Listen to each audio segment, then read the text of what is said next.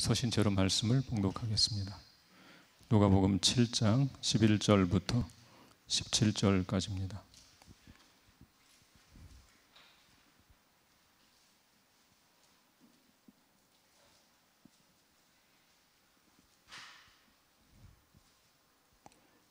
누가복음 7장 11절부터 17절까지.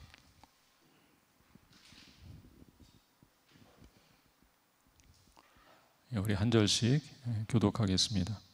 제가 먼저 읽겠습니다. 그 후에 예수께서 나인이란 성으로 가실새 제자와 많은 무리가 동행하더니 성문이 가까이 이르실 때 사람들이 한 죽은 자를 메고 나오니 이는 한 어머니의 독자요 그의 어머니는 과부라. 그 성에 많은 사람도 그와 함께 나오거늘 주께서 과부를 보시고 불쌍히 여기사 울지 말라 하시고 가까이 가서 그 관에 손을 대시니 맨 자들이 서는지라. 예수께서 이르시되 청년아 내가 내게 말하노니 일어나라 하시매 죽었던 자가 일어나 앉고 말도 하거늘 예수께서 그를 어머니에게 주시니 모든 사람이 두려워하며 하나님께 영광을 돌려 이르되 큰 선지자가 우리 가운데 일어나셨다 하고 또 하나님께서 자기 백성을 돌보셨다 하더라. 다 같이 예수께 대한 이 소문이 온 유대와 사방에 두루 퍼지니라. 아멘. 자리에 앉으시겠습니다.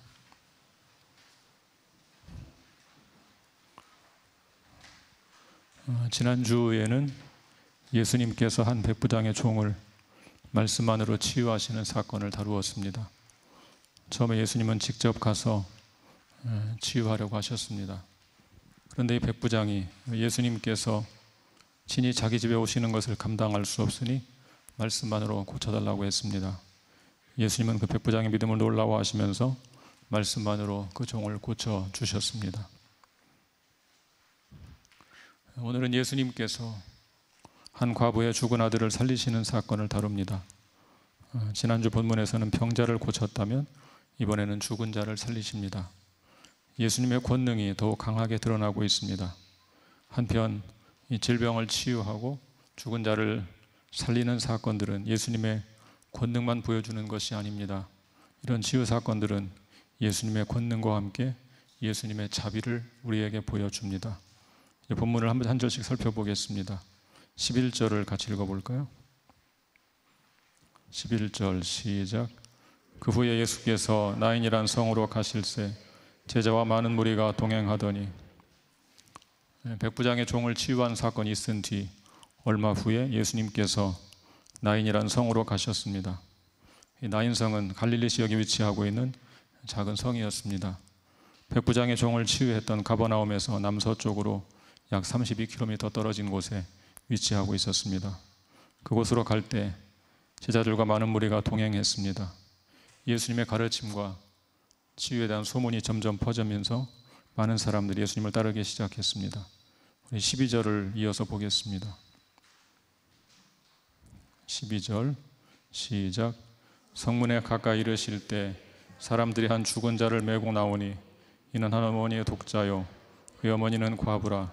그 성에 많은 사람도 그와 함께 나오거늘. 성문에 가까이 이르렀을 때 한 장례 행렬과 마주칩니다. 자기 백성을 생명의 길로 인도하시는 예수께서 죽음의 행렬과 마주쳤습니다. 이 장례식의 상황을 보니 기가 막힙니다. 죽은 사람은 한 어머니의 독자이며 젊은 청년이었습니다. 게다가 어머니는 과부였습니다. 구약 성경에서 가장 불쌍히 여기는 사람은 고와 과부입니다. 당시는 남성 중심의 가부장적인 사회였습니다. 여자와 어린아이는 성인 남성이 있어야 보호를 받을 수 있었습니다. 그래서 형이 죽으면 동생이 형수와 결혼하는 풍습이 생긴 것입니다. 형수에게도 보호자가 필요하기 때문입니다. 과부로 살면서 서러운 일을 많이 겪었을 것입니다. 남편이 먼저 세상을 떠나고 혼자 사느라 갖은 고생을 했을 것입니다. 그녀에게 아들이 하나 있었습니다. 예수님께서 청년이라고 부른 것으로 보아서 이 사람은 어린아이가 아닙니다. 어느 정도 장성한 청년입니다. 이 아들은 남편을 잃고 혼자 살던 어미에게 유일한 희망이었을 것입니다. 이 아들은 어미에게 자기 인생, 아니 자신의 생명 그 자체였을 것입니다. 그 아들이 죽었습니다. 그런 아들을 잃었습니다. 그 성에 많은 사람들이 이 행렬을 따르고 있었습니다. 왜 많은 사람들이 행렬을 따랐을까요? 이 과부의 사정이 워낙 딱하기 때문에 마을 사람들이 마지막 가는 길이라도 동행하려는 것입니다. 그 장례 행렬을 보고 주님께서 과부를 불쌍히 여기셨습니다. 우리 13절을 같이 보겠습니다. 13절 시작. 주께서 과부를 보시고 불쌍히 여기사 울지 말라 하시고, 여기서 불쌍히 여긴다는 단어는 헬라어로 스플랑크니조마이라고 합니다. 이 단어의 명사형은 스플랑크논입니다. 스플랑크논은 본래 인간의 내부 장기를 가리키는 단어입니다.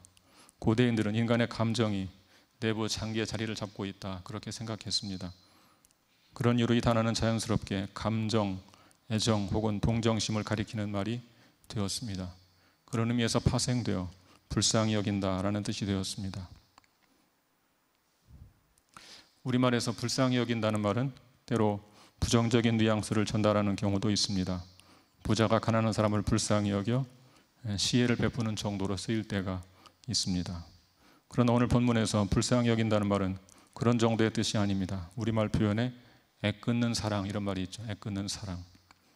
여기서 애는 창자를 가리킵니다. 그러므로 애끓는 사랑이란 창자가 끊어질 듯한 사랑을 가리킵니다. 예수께서 불쌍히 여겼다는 것이 바로 그런 사랑입니다. 예수님은 그런 사랑으로 이 과부를 보시고 울지 말라고 위로하셨습니다. 백부장의 종을 치유할 때는 그의 믿음을 보시고 치유하셨습니다. 그러나 이 과부는 상황이 다릅니다. 예수님은 그녀를 불쌍히 여기시고 먼저 다가가서 위로하셨습니다. 우리 주님은 이 과부에게 일방적인 은총을 베푸셨습니다. 사실 이 과부는 주님께로 가서 도움을 요청할 만한 힘도 없었습니다. 완전히 소망을 잃고 캄캄한 절망에 빠진 상황이었습니다. 주님은 그런 과부를 긍휼히 여기시고 위로하십니다. 예수님은 이제 좀 더 가까이 다가가십니다. 우리 14절을 같이 읽어보겠습니다. 14절 시작. 가까이 가서 그 관에 손을 대시니 맨 자들이 서는지라. 예수께서 이르시되 청년아 내가 네게 말하노니 일어나라 하시매. 예수님은 가까이 가서 그 관에 손을 대십니다. 여기서 관이라고 번역한 것은 우리나라 사람들의 이해를 돕기 위한 것입니다. 당시 유대인들은 시신을 운반할 때 우리처럼 위에가 닫힌 관을 사용하지 않았습니다. 그냥 널판 위에 시신을 얹어서 운구했습니다. 아마 들 것을 연상하면 이해가 쉬울 것입니다. 물론 시신은 천으로 잘 싸서 모셨습니다. 예수님은 시신을 운반하는 그 널판에 손을 대셨습니다. 잠시 멈추라, 그런 뜻이죠. 이에 맨자들이 멈추었습니다. 왜 예수님은 굳이 다가가서 관에 손을 대셨을까요? 백부장의 종을 고친 것처럼 멀리서 말씀만으로도 그를 살릴 수 있지 않습니까? 왜 굳이 시체를 만지면 무정하게 된다는 율법이 있는데 율법을 어길 위험을 감수하고 손을 대셨을까요? 그 이유는 메시아가 자기 백성과 함께 계심을 가르쳐 주기 위해서입니다. 아들을 잃고 절망에 빠진 과부에게 메시아가 함께하고 있으니 낙심하지 말라고 위로하기 위해서입니다. 이제 예수님은 죽은 아들을 향해 말씀하십니다. 청년아 내가 네게 말하노니 일어나라. 인간적으로 생각하면 우스꽝스럽고 가련한 일이죠. 죽은 사람 앞에서 일어나라니 얼마나 황당한 일입니까? 그런데 예수님은 하나님의 아들이십니다. 우리 인간의 말은 아무런 능력이 없지만 하나님의 말씀에는 능력이 있습니다. 하나님은 말씀으로 천지를 창조하셨습니다. 빛이 있으라 말씀하시면 빛이 있었습니다. 하나님께서 말씀하시면 곧 사건이 되고 역사가 됩니다. 하늘의 새와 땅의 동물과 바다의 물고기를 말씀으로 창조하셨습니다. 그 하나님께서 지금 과부의 아들을 향해 말씀하십니다. 청년아 일어나라. 그때 놀라운 일이 벌어집니다. 우리 15절을 같이 읽어보겠습니다. 15절 시작. 죽었던 자가 일어나 앉고 말도 하거늘 예수께서 그를 어머니에게 주시니. 그러자 죽었던 자가 일어나 앉고 말도 합니다. 하나님의 아들의 음성이 이 죽은 자를 살린 것입니다. 하나님의 음성은 사람을 살리는 역사를 일으킵니다. 세상의 소리는 사람을 죽이는 일을 합니다. 이 세상은 온통 경쟁으로 물든 곳입니다. 경쟁에서 낙오한 자는 대번 실패자로 간주됩니다. 세상은 그리고 실패자를 향해 저주의 말을 내뱉습니다. 너는 무가치한 존재야. 너는 실패한 자야. 너 같은 것이 살아서 무엇을 하겠어? 경쟁의 논리로 본다면 이 과부는 철저한 패배자입니다. 실패자입니다. 남편을 잃고 혼자 외아들을 키웠습니다. 그 외아들에게 자신의 유일한 소망을 걸었습니다. 그런데 그 아들마저 죽었습니다. 당시 유대인들은 이 과부가 하나님의 저주를 받았다고 생각했을 것입니다. 그들이 가지고 있던 신학을 생각하면 충분히 그럴 수 있습니다. 그런 저주의 말은 이 여인을 더 깊은 절망감에 빠뜨렸을 것입니다. 예수님은 그 여인에게 다가가서 말씀하십니다. 사람을 죽이는 세상의 소리가 아니라 사람을 살리는 하나님의 음성이었습니다. 천지를 창조하시고 사람을 만드신 생명의 주관자 하나님의 음성이었습니다. 그 음성으로, 그 말씀으로 이 과부의 아들은 살아났습니다. 그분의 말씀은 우리를 살리는 생명입니다. 그분의 말씀은 우리를 소생시킵니다. 허물과 죄로 죽었던 우리를 살린 것도 하나님의 말씀입니다. 극심한 무기력에 빠져서 절망하던 우리를 살린 것도 하나님의 말씀입니다. 질병으로 고통받던 그의 자녀를 치유한 것도 하나님의 말씀입니다. 그 말씀으로 지금 죽은 자를 살렸습니다. 예수님은 그 아들을 그 어머니에게 주셨습니다. 하나님의 살리는 역사가 일어났을 때 어머니의 눈물은 기쁨으로 바뀌었습니다. 죽음의 역사가 생명으로 바뀌면서 눈물과 탄식이 감사와 기쁨으로 바뀌었습니다. 이 가련한 과부의 삶에 진정한 회복이 일어난 것입니다. 이 어미에게 하나님의 나라가 임한 것입니다. 누구보다 이 여인의 상실감을 잘 알고 있던 주님께서는 살아난 이 아들을 어미에게 주십니다. 어미를 떠났던 이 아들을 어미에게 돌려주신 것입니다.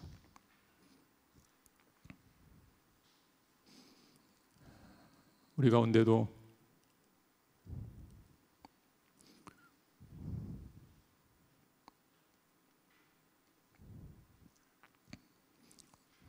사랑하는 자녀를 먼저 떠나보낸 분들이 있습니다. 말씀을 준비하다가 그분들이 떠올랐습니다. 이 과부에게는 자식을 살려서 주셨는데 우리 가운데는 그런 기적도 있었지만 그런 기적을 체험하지 못하고 자식을 떠나보낸 분들이 있습니다. 우리 주님께서 부활의 날에 하나님의 나라에서 그 자녀들을 어미의 품으로 돌려보내주시기를 간절히 기도합니다. 아들을 어미에게 돌려주시는 것이 하나님의 나라인 줄로 믿습니다. 이 광경을 보고 모든 사람이 두려워하며 하나님께 영광을 돌립니다. 우리 16절을 17절을 같이 보겠습니다. 16, 17절 같이 읽습니다. 시작. 모든 사람이 두려워하며 하나님께 영광을 돌려 이르되 큰 선지자가 우리 가운데 일어나셨다 하고 또 하나님께서 자기 백성을 돌보셨다 하더라. 예수께 대한 이 소문이 온 유대와 사방에 두루 퍼지니라. 하나님께 영광을 돌리면서 사람들은 두 가지 고백을 합니다. 첫 번째 고백은 큰 선지자가 우리 가운데 일어나셨다라는 것입니다. 죽은 자를 살리는 모습을 보고 군중들은 구약시대에 죽은 아이를 살렸던 엘리야와 엘리사를 떠올렸을 것입니다. 그러면서 그들은 고백합니다. 엘리야와 엘리사보다 더 훌륭한 선지자가, 더 큰 선지자가 우리 가운데 일어나셨다. 당시 그들의 이해로는 이렇게 고백할 수밖에 없었을 것입니다. 두 번째 고백은 하나님께서 자기 백성을 돌보셨다라는 것입니다. 이 놀라운 기적을 목격한 사람들은 하나님께서 위대한 선지자를 보내서 자기 백성을 돌보셨다고 생각했습니다. 여기서 돌보셨다는 단어가 아주 심오한 의미를 담고 있는 단어입니다. 돌보셨다고 번역된 단어는 본래 헬라어로 에피스캡토마이라고 합니다. 이 단어는 구약 성경의 파카드를 번역한 것입니다. 파카드의 본래 뜻은 방문하다입니다. 방문한다는 뜻에서 파생되어 돌본다는 뜻이 되었습니다. 하나님의 방문은 자기 백성을 돌보기 위한 것이기 때문입니다. 이 단어 의미를 깊이 이해하려면 구약의 용례를 살펴볼 필요가 있습니다. 우리 출애굽기 4장 31절을 같이 보겠습니다. 출애굽기 4장 31절 시작. 백성이 믿으며 여호와께서 이스라엘 자손을 찾으시고 그들의 고난을 살피셨다 함을 듣고 머리 숙여 경배하였더라. 여기서 찾으시고라는 단어가 바로 파카드입니다. 하나님께서 이스라엘 자손을 찾아오셨다는 말입니다. 당시 이스라엘 백성들은 심한 노역에 시달리고 있었습니다. 본래 요셉이 애굽의 총리로 있을 때 흉년을 피해서 애굽으로 이주했는데 세월이 흐른 후 요셉을 알지 못하는 세왕이 일어나자 히브리 백성들은 노예로 전락하고 말았습니다. 이스라엘 백성들은 하나님께서 아브라함과 맺은 언약을 기억하고 있었습니다. 그런데 그들의 삶의 정황은 언약과 전혀 관계가 없었습니다. 큰 민족을 이루어서 땅의 모든 민족에게 복을 주기는커녕 애굽의 노예가 되어 아무 소망 없이 매일 강제노역에 시달리는 신세가 되고 말았습니다. 바로 그 순간, 바로 그때입니다. 하나님의 약속은 사라진 것 같고 더 이상 아무 소망이 없는 것처럼 보이는 그 순간 하나님은 이스라엘 자손을 찾아오셨습니다. 하나님께서 더 이상 기억하지 않을 것이라고 생각했지만 하나님은 그들을 기억하셨고 그들을 찾아가시고 그들을 방문하셨습니다. 그들의 삶의 자리로 찾아가 그들의 곤고함을 살펴주셨습니다. 하나님이 이스라엘을 돌보셨습니다. 파카드의 또 다른 용례를 찾아보겠습니다. 룻기 1장 6절입니다. 룻기 1장 6절 같이 읽습니다. 시작. 그 여인이 모압 지방에서 여호와께서 자기 백성을 돌보시사 그들에게 양식을 주셨다 함을 듣고 이에 두 며느리와 함께 일어나 모압 지방에서 돌아오려 하여. 이 말씀에서 여호와께서 자기 백성을 돌보시사라고 할 때 돌본다는 단어가 또한 파카드입니다. 출애굽기 4장에 있는 단어와 같은 단어입니다. 오늘 본문에 나온 돌보셨다는 단어의 뿌리가 되는 단어입니다. 이 말씀에서 여호와께서 자기 백성을 돌보셨다는 말은 무슨 뜻일까요? 당시 배경을 살펴보면 도움이 됩니다. 룻기의 주인공은 룻이지만 1장 6절의 주인공은 룻의 시어머니 나오미입니다. 나오미는 유대 땅 흉년이 들었을 때 남편을 따라서 두 아들과 함께 모압 지방에 가 살게 되었습니다. 안타깝게도 낯선 이국 땅에서 나오미는 남편을 잃고 두 아들과 함께 살게 됩니다. 그 땅에서 두 아들이 결혼하고 며느리를 얻었는데 그만 두 아들마저 죽고 말았습니다. 여러분 한번 이 여성의 인생을 생각해 보십시오. 고국에 흉년이 들어서 낯선 이국 땅에 남편과 아들들을 믿고 이민 왔습니다. 그런데 그곳에서 남편을 잃고 두 아들마저 잃고 말았습니다. 참으로 기구한 인생이 아닐 수 없습니다. 지극히 절망적인 상황이었습니다. 그런데 그런 상황에서 한 가지 기쁜 소식을 듣게 됩니다. 조금 전에 읽은 1장 6절에 있는 것처럼 하나님께서 자기 백성을 방문하여 양식을 주셨다는 것입니다. 새로운 소망을 품고 이제 고국으로 돌아가려고 합니다. 바로 그 말씀이 1장 6절에 기록되어 있는 것입니다. 흉년으로 절망적인 상황에 처해 있던 이스라엘 백성들에게 하나님이 찾아오셨습니다. 그리고 양식을 나누어 주셨습니다. 하나님이 자기 백성을 돌보셨습니다. 본문에 돌보셨다고 번역된 단어를 이런 원어 의미를 살려 번역한다면 저는 신방하셨다라고 옮기고 싶습니다. 신방하셨다. 하나님께서 애굽에서 강제노역에 시달리던 이스라엘 백성들을 신방하셨습니다. 양식이 없어 절망하던 이스라엘 땅에 자기 백성에게 양식을 들고 신방하셨습니다. 하나님이 신방하셨습니다. 사랑하는 성도 여러분, 하나님께서 친히 택하신 자기 백성을 신방하십니다. 하나님께서 우리를 신방하신다니 얼마나 놀라운 일입니까? 가장 놀랍고 극적인 신방은 바로 메시아가 이 땅에 탄생하신 것입니다. 하나님은 사탄의 압제에 시달리고 있는 백성의 고통을 돌아보시고 약속을 기억하셨습니다. 인간을 찾아오시되 구약시대와 같이 천사의 모습으로 오지 않으시고 인간으로 찾아오셨습니다. 성육신 하신 것입니다. 자기 백성들이 당하는 고통을 친히 체휼하시고 그 고난에 동참하기 위해 인간의 몸을 입고 신방 오셨습니다. 하나님은 지금도 우리를 신방하십니다. 내 삶에 들어오셔서 내 모든 아픔을 들으시고 살피시고 해결해 주시기 위해 지금도 우리 마음의 집에, 내 마음의 집에 방문하십니다. 2000년 전에 주님께서 유대 땅을 신방하셨습니다. 우리 주님은 예루살렘을 품기 위해서 얼마나 애를 썼는지 모릅니다. 주님은 평화의 마을이라는 이름을 갖고 있던 예루살렘에 평화의 왕으로 오셨습니다. 그 땅에 진정한 평화를 주기 위해서입니다. 그러나 예루살렘은 주님의 신방을 거절했습니다. 주님은 예루살렘 성을 보시고 우셨습니다. 암탉이 새끼를 품듯이 예루살렘을 품으려고 했지만 예루살렘은 하나님의 신방을 거절했습니다. 그래서 우리 주님께서는 끝내 예루살렘이 그 죄악으로 심판받을 것을 생각하면서 우신 것입니다. 예루살렘은 주님의 신방을 거절하고 심판을 받게 되었지만 그 시대 많은 백성들은 주님의 신방을 받고 새로운 삶을 살게 되었습니다. 남의 것을 속여 빼앗으며 살던 삭개오의 집에 주님께서 신방하셨을 때 삭개오는 소유의 절반을 가난한 자들에게 나누어 주고 속여 빼앗은 것은 4배나 갚겠다는 놀라운 결단을 하게 되었습니다. 남편이 5번이나 바뀌며 고단한 인생을 살던 사마리아 여인의 삶에 우리 주님께서 신방하셨을 때 그녀는 물동이를 버려두고 주님의 증인이 되는 놀라운 변화를 체험했습니다. 빈 그물질에 지쳐있던 베드로에게 우리 주님이 신방하셨을 때 베드로는 그물이 찢어질 정도로 많은 고기를 잡았습니다. 그는 결국 일생 동안 복음의 그물이 찢어질 정도로 많은 영혼을 낚았습니다. 우리 주님의 신방을 받은 사람들은 한결같이 변화를 체험했습니다. 그들은 주님을 만난 후 새로운 삶을 살게 되었습니다. 본문의 이 과부도 마찬가지입니다.